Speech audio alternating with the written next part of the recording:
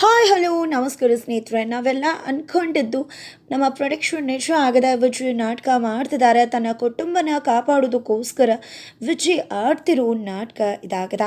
ಹಾಗಾದ್ರೆ ವಿಜಯ್ ನಾಟಕ ಮಾಡ್ತಿದ್ದಾನೆ ಅಂತಕ್ಕಂಥ ವಿಷಯ ಗೀತಾ ಮುಂದೆ ತೆರೆದುಕೊಳ್ಳುತ್ತಾ ಫೈನಲಿ ಗೀತಾ ಭಾನುಮತಿಗೆ ಕ್ಷಮೆ ಕೇಳೇ ಬಿಟ್ರು, ಕಾಲು ಕಟ್ಟಿ ಬೇಡ್ಕೊಂಡೇ ಬಿಟ್ರು. ಹಾಗಿದ್ರೆ ಏನಪ್ಪ ಆಗ್ತದೆ, ಗೀತಾ ಸೋಲನ್ನು ಒಪ್ಕೊಂಡ್ಬಿಟ್ರೆ ಏನಾಗ್ತದೆ ಇಲ್ಲಿ ತಿಳ್ಕೊಬೇಕು ಅಂದರೆ ಈಗಲೇ ನಮ್ಮ ಈ ಚಾನಲ್ನ ಸಬ್ಸ್ಕ್ರೈಬ್ ಮಾಡಿ, ಹಾಗೆ ಈ ಒಂದು ವಿಡಿಯೋವನ್ನು ಪೂರ್ತಿಯಾಗಿ ನೋಡಿ.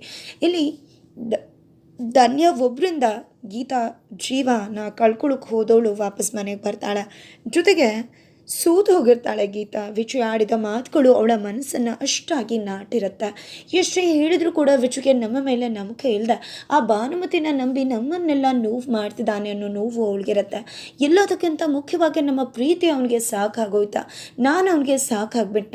ಎಷ್ಟೇ ಹೇಳಿದರೂ ಕೂಡ ನಮ್ಮ ಮಾತಿಗಿಂತ ಅವಳ ಮಾತನ್ನು ನಂಬ್ಕೋತಾನೆ. ಜೊತೆಗೆ ನನ್ನ ಅಮ್ಮನ ನಂಬದೇ ಇದ್ದರೆ ನನ್ನ ಜೊತೆ ಇರಲೇ ಬೇಡ, ನಿನ್ನ ಮುಖ ನೋಡೋಕ್ಕೂ ಕೂಡ ಇಷ್ಟ ಇಲ್ಲ ಅಂದ ಮಾತುಗಳು ಅವಳ ಮನಸ್ಸನ್ನು ಚುಚ್ಚಿಬಿಡುತ್ತೆ, ಘಾಸಿ ಮಾಡಿಬಿಡುತ್ತೆ. ಹಾಗಾಗಿ ಜೀವನನೇ ಬೇಡ ಅಂತ ತೊರೆದುಕೊಳ್ಳೋಕೆ ಮುಂದಾಗ್ಬಿಡ್ತಾಳೆ. ಆದರೆ ಧನ್ಯ ಬಂದಿದ್ದೆ ಗೀತಾ ಕಣ್ತರಿಸ್ತಾಳೆ. ಆ ಮನೆಯಲ್ಲಿರೋ ಭಾನುಮತಿಗೆ ಸರಿಯಾದ ಬುದ್ಧಿ ಕಲಿಸ್ಬೇಕು. ಬುದ್ಧಿ ಕಲಿಸಿ ಅವಳನ್ನ ಮನೆಯಿಂದ ಆಚೆ ಹಾಕೋದು ನಿನ್ನ ಧರ್ಮ, ನಿನ್ನ ಕರ್ತವ್ಯ. ಹೋರಾಟ ಏನಿದ್ರು ಅವಳ ಜೊತೆ ಇರಬೇಕೆ ಹೊರತು ನಿನ್ನ ಕುಟುಂಬದ ಜೊತೆ ಅಲ್ಲ. ನಿನ್ನ ಗಂಡನ ನೀನು ಅವಳಿಂದ ಕಾಪಾಡ್ಕೋಬೇಕು, ನಿನ್ನ ಮನೇನ ರಕ್ಷಣೆ ಮಾಡಬೇಕು, ನಗುವಿನ ಅರಸಿ ನೀನು. ಜೊತೆಗೆ ಕೆಟ್ಟವ್ರಿಗೆ ಪಾಠ ಕಲಿಸೋಕೆ ನಿನಗಿಂತ ಬೇರೆ ಯಾರೂ ಕೂಡ ಬೇಕಾಗಿಲ್ಲ ಅಂತ ಧೈರ್ಯವಂತೆ ನೀನು ಈ ರೀತಿ ಹೆದರಿ ಓಡೋದು ಖಂಡಿತ ಸರಿಯಲ್ಲ ಅಂತ ಹೇಳ್ತಾರೆ. ಇದರಿಂದಾಗಿ ಅವ್ರಿಗೂ ಕೂಡ ಮನವರಿಕೆ ಆಗುತ್ತೆ. ಫೈನಲಿ ಧನ್ಯ ಜೊತೆ ಗೀತಾ ಮನೆಗೆ ಎಂಟ್ರಿ ಕೊಡ್ತಾಳೆ. ಧನ್ಯ ಅಂತೂ ವಿಜಯ್ ಹತ್ರ ಮಾತಾಡಬೇಕು ಅಂತ ವಿಜಯ್ ಹತ್ರ ಹೋಗ್ತಾರೆ.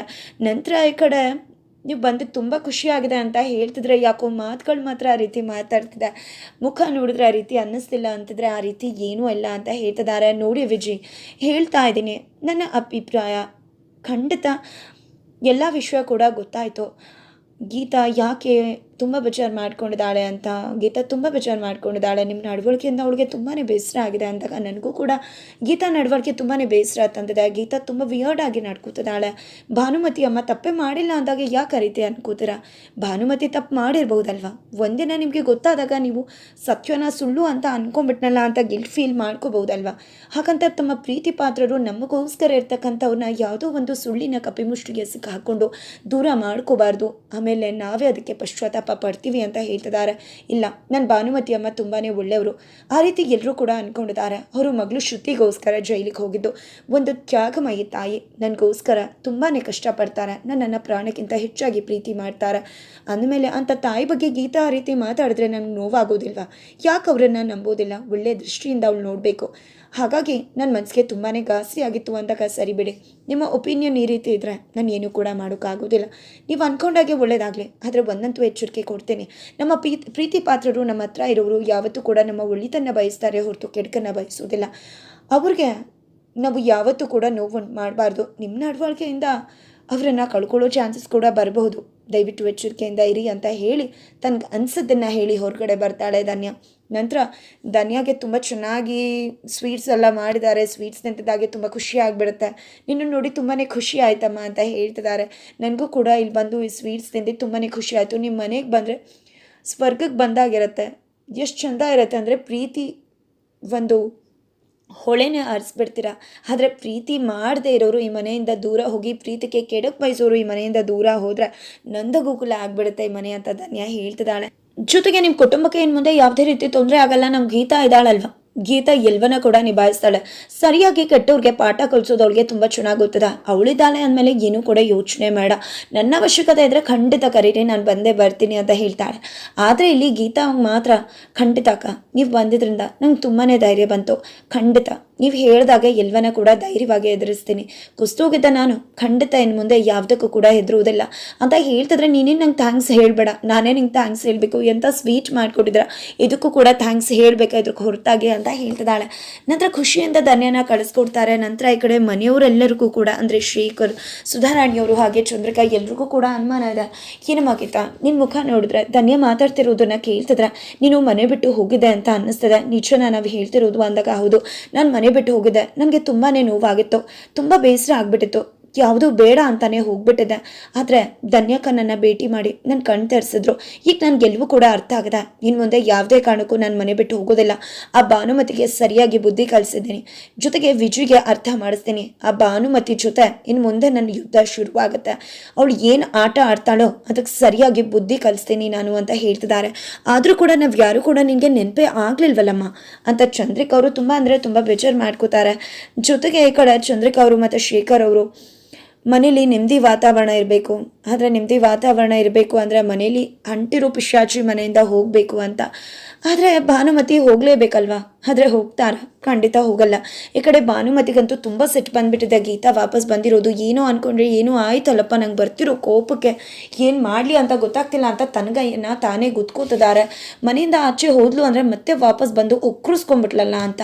ಅಷ್ಟರಲ್ಲಿ ಗೀತಾ ಬಂದು ಚಪ್ಪಾಳೆ ಬಡ್ಕೊಂಡು ನಗ್ತಾ ಇದ್ದಾಳೆ. ಏನು ತುಂಬಾ ಫೀಲ್ ಆಗ್ತಿರ್ಬೇಕಲ್ವಾ? ತುಂಬ ಸ್ಯಾಡ್ ಫೀಲ್. ಯಾಕಂದರೆ ಮನೆಗೆ ವಾಪಸ್ ಬಂದೆ ಅಂತ ನೀನು ಅಂದ್ಕೊಂಡಿದ್ದೆ ಅನ್ಸುತ್ತೆ ಅಲ್ವಾ? ಅಂಥದ್ದಕ್ಕೆ ತುಂಬ ಮೆರಿಬೇಡ. ನನ್ನ ಮಗ ನನ್ನ ಕಪಿ ಮುಷ್ಟಿಲಿದ್ದಾನೆ. ನಾನು ಹೇಳು ಅಂದರೆ ಹೇಳ್ತಾನೆ, ಕೂತ್ಕೋ ಅಂದರೆ ಕೂತ್ಕೋತಾನೆ, ನೀನು ಬಿಟ್ಬಿಡು ಅಂದರೆ ಬಿಟ್ಬಿಡ್ತಾನೆ.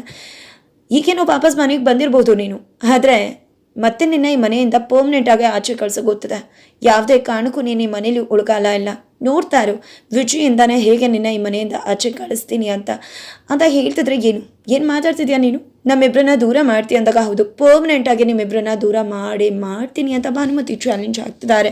ಇದು ನಿನ್ನ ಭ್ರಮೆ ಅಷ್ಟೇ. ಯಾವುದೇ ಕಾರಣಕ್ಕೂ ನೀನು ಅಂದ್ಕೊಂಡಾಗ ಆಗೋದಕ್ಕೆ ನಾನು ಬಿಡೋದೂ ಇಲ್ಲ. ನನಗೆ ಗೊತ್ತಿದೆ ಇನ್ನು ಮುಂದೆ ನಿನ್ನ ಆಟ ನಡೆಯುತ್ತೆ ಅಂತ ಅನ್ಕೋಬೇಡ. ಕುರುಕ್ಷೇತ್ರ ಯುದ್ಧ ಶುರುವಾಗ್ತದೆ. ನಿನ್ನ ಜೊತೆ ಯುದ್ಧಕ್ಕೆ ನಿಂತಿರೋದು ನಾನು. ಕುರುಕ್ಷೇತ್ರ ಯುದ್ಧದಲ್ಲಿ ನಿನಗೆ ಗೆಲುವು ಸಿಗುತ್ತೆ ಅನ್ಕೋಬೇಡ. ಏನೇ ಇದ್ರೂ ತತ್ಕಾಲದ ಗೆಲುವು ಅಷ್ಟೇ. ಯಾವತ್ತೇ ಇದ್ರೂ ಜಯ ಸಂದೋದು ಅದು ಸತ್ಯಕ್ಕೆ ಮಾತ್ರ. ಆ ಸತ್ಯ ನನ್ನ ಜೊತೆ ಇದೆ. ಯಾವತ್ತೂ ಕೂಡ ನಿನ್ನ ಥರ ಅಡ್ಡ ದಾರಿಲಿ ಹೋಗೋದಿಲ್ಲ. ಸರಿಯಾದ ದಾರಿಲಿ ಸತ್ಯವಾದ ಹಾದಿಲೇ ಹೋಗ್ತೀನಿ. ಹೋಗಿ ಜಯಿಸ್ತೀನಿ. ನಿನಗೆ ಸೋಲು ಅನ್ನೋದು ಕಟ್ಟಿಟ್ಬುತ್ತೆ, ರೆಡಿಯಾಗಿರು ಅಂತ ಹೇಳ್ತಿದ್ರೆ ಇವೆಲ್ಲ ಫಿಲ್ಮಿ ಡೈಲಾಗ್ಸ್. ಫಿಲ್ಮಲ್ಲಿ ಹೇಳೋಕೆ ತುಂಬ ಚೆನ್ನಾಗಿರುತ್ತೆ, ಆದರೆ ಜೀವನದಲ್ಲಿ ಅದ್ಯಾವುದೂ ಕೂಡ ಸಾಧ್ಯ ಇಲ್ಲ. ನೋಡ್ತಾ ಇರು ವಿಜಿನ ನಿನ್ನ ಹೇಗೆ ದೂರ ಮಾಡಿ ಮನೆಯಿಂದ ಆಚೆ ಹಾಕ್ತೀನಿ ನಿನ್ನ ಅಂತ ಹೇಳ್ತಿದ್ರೆ ವೆಯ್ಟ್ ಆ್ಯಂಡ್ ವಾಚ್ ಅಂತ ಗೀತಾ ಕೂಡ ಸಮರನ ಸಾರಿದಾಳೆ. ಆ ಕಡೆ ವಿಜಯ್ ಮಾತ್ರ ತುಂಬಾ ಅಪ್ಸೆಟ್ ಆಗಿದ್ದಾನೆ. ನನಗೆ ಏನು ಮಾಡಲಿ, ನನ್ನ ನಡವಳಿಕೆಯಿಂದ ನನ್ನ ಮನೆಯವ್ರಿಗೆ ತುಂಬಾ ಹರ್ಟ್ ಆಗ್ತಿದೆ, ನನ್ನ ಪ್ರೀತಿಸೋರಿಗೆ ಅಂತ ಗೊತ್ತಿದೆ. ಆದರೆ ನಾನು ಇದು ಅನಿವಾರ್ಯ ಆಗಿದೆ. ಇದೊಂದು ಬಿಟ್ಟರೆ ನನಗೆ ಬೇರೆ ಯಾವುದೇ ರೀತಿಯ ಆಪ್ಷನ್ ಇಲ್ಲ. ನಾನು ಈ ವಿಷಯನ ಮನೆಯವ್ರ ಹತ್ರ ಹೇಳೋಕ್ಕೂ ಕೂಡ ಆಗೋದಿಲ್ಲ. ಯಾವತ್ತೂ ಕೂಡ ನಮಗೆ ದ್ರೋಹ ಬಗೆಯವ್ರನ್ನ ದೂರ ಇದ್ದು ಮಾಡೋಕ್ಕಿಂತ ಹತ್ತಿರದಲ್ಲಿ ಇಟ್ಕೊಂಡು ಮಾಡೋದು ಬುದ್ಧಿವಂತರ ಲಕ್ಷಣ. ಅದನ್ನೇ ನಾನು ಮಾಡ್ತಿದ್ದೀನಿ. ದೂರ ಇರೋ ಶತ್ರುಗಳನ್ನ ನಾವು ಹೇಗೋ ಮಟ್ಟ ಹಾಕ್ಬಿಡ್ಬೋದು. ಆದರೆ ಜೊತೆಲೇ ಇರೋ ಶತ್ರುಗಳನ್ನ ಮಟ್ಟ ಹಾಕಬೇಕು ಅಂದರೆ ತುಂಬಾ ಪ್ಲ್ಯಾನ್ ಮಾಡಬೇಕಾಗತ್ತೆ, ತುಂಬಾ ಸ್ಯಾಕ್ರಿಫೈಸ್ ಮಾಡಬೇಕಾಗತ್ತೆ. ನನಗೂ ಕೂಡ ತುಂಬಾ ನೋವಾಗ್ತದೆ. ಆದರೆ ಎಲ್ಲೋ ಒಂದು ನೋವನ್ನು ಕೂಡ ನಾನು ನೋಡ್ಕೊಂಡು ಸಹಿಸ್ಕೋತಿದ್ದೇನೆ. ಯಾಕಂದರೆ ನನ್ನ ಮನೆಯವ್ರಿಗೆ, ನನ್ನ ಪ್ರೀತಿ ಮಾಡೋರಿಗೆ, ನನ್ನವ್ರಿಗೆ ಆ ನೋವು ತಾಕಬಾರ್ದು. ಅವರನ್ನು ಕಾಪಾಡ್ಕೋಬೇಕು. ಅವ್ರಿಗೆ ಇಲ್ಲ ಅಂದರೆ ಅಪಾಯ ಆಗತ್ತೆ ಅಂತ. ಆದರೆ ಇದು ಎಲ್ಲವೂ ಆಗಬೇಕು ಅಂದರೆ, ಒಳ್ಳೇದಾಗಬೇಕು ಅಂದರೆ ನನ್ನವರು ಕೂಡ ಅವ್ರಿಗೆ ಆಗ್ತಿರೋ ನೋವನ್ನು ಸಹಿಸ್ಕೊಳ್ಳೇಬೇಕು ಅಂತ ವಿಜಯ್ ಅನ್ಕೋತಿದ್ದಾನೆ. ಫೈನಲಿ ಇಲ್ಲಿ ನಮಗೆ ಗೊತ್ತಾಗೋ ಸತ್ಯ, ವಿಜಯ್ಗೆ ಎಲ್ಲ ಸತ್ಯ ಕೂಡ ಗೊತ್ತಿದೆ. ಭಾನುಮತಿ ಸತ್ಯ ರಿವೀಲ್ ಆಗಿದೆ ಅಂತ ಅನ್ನೋದು. ಆದರೆ ಫೈನಲಿ ನಾಟಕ ಶುರು ಮಾಡ್ತಿದ್ದಾಳೆ. ಈ ಕಡೆ ಗೀತಾ ಹೋಗಿ ವಿಜಯ್ ಹತ್ರ ನನ್ನಂತ ತಪ್ಪಾಯಿತು ವಿಜಯ್, ನೀನು ಹೇಳಿದ ನಿಜ. ಭಾನುಮತಿ ಹತ್ರನ ನಾನು ಕೆಟ್ಟದಾಗ ನೋಡಬಾರ್ದಿತ್ತು. ಒಳ್ಳೆ ದೃಷ್ಟಿಯಿಂದ ನೋಡಿದ್ರೆ ಖಂಡಿತ ಎಲ್ಲವೂ ಕೂಡ ಸರಿಯಾಗಿ ಕಾಣಿಸ್ತಿತ್ತು.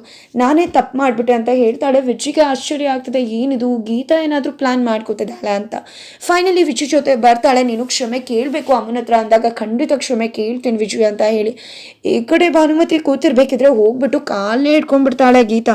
ಅಥವಾ ದಯವಿಟ್ಟು ನನಗೆ ಕ್ಷಮಿಸ್ಬಿಡಿ, ನಾನು ತಪ್ಪು ಮಾಡಿಬಿಟ್ಟೆ, ಇನ್ನು ಮುಂದೆ ಈ ರೀತಿ ಆಗೋದಿಲ್ಲ. ನಿಮ್ಮನ್ನು ನಾನು ಮನಸ್ಸು ತುಂಬ ಅತ್ತೆ ಅಂತ ಕರೀತಿದ್ದೀನಿ. ನಾನು ಏನು ಮಾಡಿದ್ನೋ ಅದು ಎಲ್ಲವೂ ಕೂಡ ತಪ್ಪಾಗ್ಬಿಟ್ಟಿದೆ. ಇನ್ನು ಮುಂದೆ ಯಾವುದೇ ಕಾರಣಕ್ಕೂ ಕೂಡ ನಾನಿಂಥ ತಪ್ಪು ಮಾಡಲ್ಲ ಅಂದಾಗ ಅಯ್ಯೋ ಮಗಳ, ಅದರಲ್ಲಿ ಏನಿದೆ ಗೀತಾ, ನೀವಿಬ್ಬರು ಚೆನ್ನಾಗಿರಬೇಕು ಅಷ್ಟೇ. ನೀವಿಬ್ಬರು ಈ ರೀತಿ ದೂರ ಆಗಬಾರ್ದು. ನೀವು ಯಾವತ್ತೂ ಕೂಡ ಚೆನ್ನಾಗಿರೋದೇ ನನಗೆ ಬೇಕಾಗಿರೋದು. ನೀವಿಬ್ಬರು ಜೊತೆಯಲ್ಲಿದ್ದು ಖುಷಿಯಾಗಿದ್ರೆ ಅದಕ್ಕಿಂತ ಬೇರೆ ಖುಷಿ ನನಗೆ ಬೇಡ ಅಂತ ಭಾನುಮತಿ ಹೇಳ್ತಿದ್ರೆ, ಹೌದಮ್ಮ ನಿನ್ನ ಆಸೆ ಅಂತಲೇ ಆಗುತ್ತೆ. ಇನ್ನು ಮುಂದೆ ಯಾವುದೇ ಕಾರಣಕ್ಕೂ ನಾವಿಬ್ಬರು ಜಗಳ ಮಾಡ್ಕೊಳ್ಳೋದಿಲ್ಲ. ನಿನಗೂ ಕೂಡ ನಾವಿಬ್ಬರು ಜಗಳ ಮಾಡ್ಕೊಳ್ಳೋದು ಇಷ್ಟ ಇಲ್ಲ ಅಂದಮೇಲೆ ನಾವಿಬ್ಬರು ಯಾಕಮ್ಮ ಜಗಳ ಮಾಡಲಿ? ಖಂಡಿತ ನಾವು ಜಗಳ ಮಾಡೋದಿಲ್ಲ. ಇನ್ನು ಮುಂದೆ ನಾವು ದೂರ ಕೂಡ ಆಗಲ್ಲ ಅಂತ ಹೇಳಿ ವಿಜಯ್ ಹೇಳ್ತಿದ್ದಾನೆ. ಈ ಕಡೆ ಗೀತಾ ಅಲ್ಲೇ ಚಮಕ್ ಕೊಡ್ತಿದ್ದಾಳೆ ಭಾನುಮತಿಗೆ. ಭಾನುಮತಿನ ಭಾನುಮತಿ ರೀತಿಲೇ ಬಂದು ಲಾಕ್ ಮಾಡ್ತಿದ್ದಾಳೆ. ಈ ಕಡೆ ಭಾನುಮತಿ ಅಂತೂ ಏನಪ್ಪ ಇದು, ನಾನು ಬಿಸಿದ ಬಲೆಯಲ್ಲಿ ನಾನೇ ಹೋಗಿ ಸಿಕ್ಕಾಕೋತೀನಿ ಅಂತ ಅನ್ಕೋತಿದ್ದೀನಲ್ಲ ಅಂತ ಅನ್ನಿಸ್ತಿದೆಯಲ್ಲ. ಈ ಕಡೆ ವಿಜಯ್ ಏನು ಜಗಳ ಮಾಡಲ್ಲ, ನನಗೋಸ್ಕರ ಇನ್ನು ಮುಂದೆ ಚೆನ್ನಾಗಿರ್ತೀವಿ ಅಂತೆಲ್ಲ ಹೇಳ್ತಿದ್ದಾನೆ. ಏನು ಮಾಡ್ಕೊಳ್ಳಿ, ಏನು ಪ್ಲ್ಯಾನ್ ಮಾಡಲಿ ನಾನು ಅಂತ ತಲೆ ಓಡಿಸ್ತಿದ್ದಾರೆ. ಹಾಗಿದ್ರೆ ಮುಂದೆ ಏನಾಗುತ್ತೆ, ಯಾವ ರೀತಿ ಇದಕ್ಕೆ ಒಂದು ಅಂತ್ಯ ಸಿಗತ್ತೆ ಅನ್ನೋದನ್ನು ತಿಳ್ಕೊಬೇಕು ಅಂದರೆ ಈಗಲೇ ನಮ್ಮ ಚಾನಲ್ನ ಸಬ್ಸ್ಕ್ರೈಬ್ ಮಾಡಿ, ಹಾಗೆ ಒಂದು ವಿಡಿಯೋವನ್ನು ಪೂರ್ತಿಯಾಗಿ ನೋಡಿ.